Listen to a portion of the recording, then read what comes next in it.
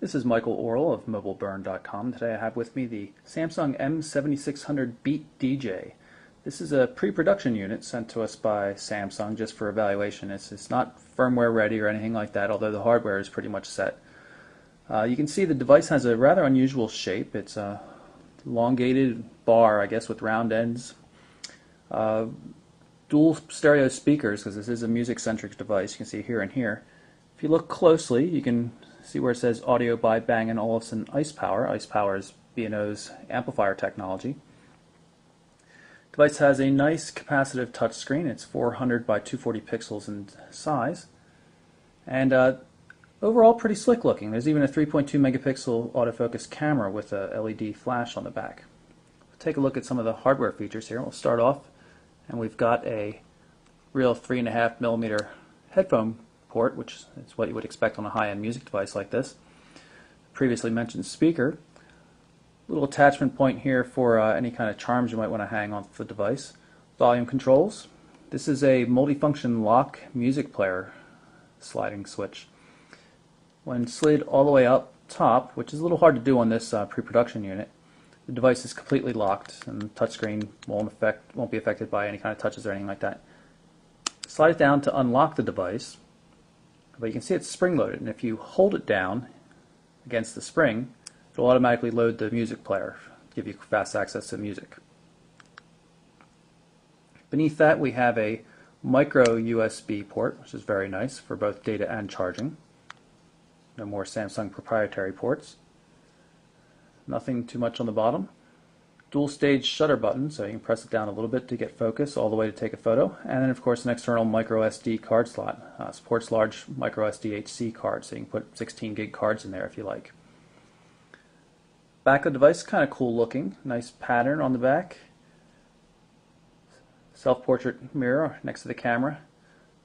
Removing the back cover though is a little strange. You actually peel it off, just like we saw with the Nokia 5800 Express Music. It's not a trend I'm really fond of, to be honest. It just makes the whole device feel a little bit cheaper when you're pulling it off, and it's not the easiest thing to put back on. Up here at the top of the device you'll see a forward-facing camera for video calling in the European markets where it's supported. There's also a face detection system here, along with a detector for automatically adjusting the brightness of the display. If we pull up the keypad here and just dial a number,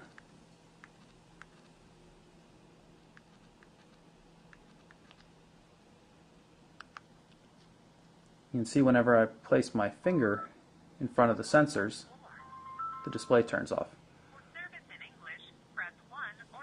Buttons for speakerphone, things like that. And it's easy to hang up the call as well. You'll notice that this device also has Samsung's TouchWiz interface. Very similar to other TouchWiz devices. A little tray pops out here. You can drag widgets onto the display. And just like most of the other ones, they also are too easily moved and hard to keep organized. And unlike the S8300, which recently came out, the Toco Ultra Edition, there's just one screen for the desktop. There's no scrolling it to get more space to arrange the widgets. You can see down here we have a system for downloading new widgets directly from the desktop too, which is pretty cool. We'll pull up the main menu, hitting the soft key down here. You can see very colorful, and that's largely due to the fact that it's a beautiful OLED display. I think I mentioned already, it's 400 by 240 pixels. Looks really, really nice. Very colorful. The blacks are very black. The color is quite vivid. Go into the settings screen. You can see the scrolling action is a little bit rough, but this is a pre-production device, so we're willing to forgive it that. It's normal things you would expect to find, messaging clients, internet access, all the organizer apps, clocks, alarms, converters, that kind of thing. Applications as well. FM radio. Bluetooth stereo is also supported. My files for going through your own images, sounds, voice recordings, that kind of thing.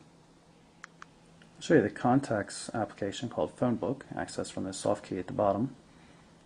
See typical scrolling. You can also grab this little scrolling device here at the edge and skip by letter. And of course there is searching as well.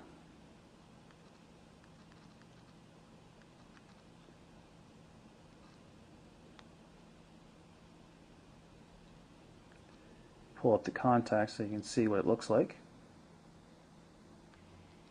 Again, scrollable. And a reasonable editor.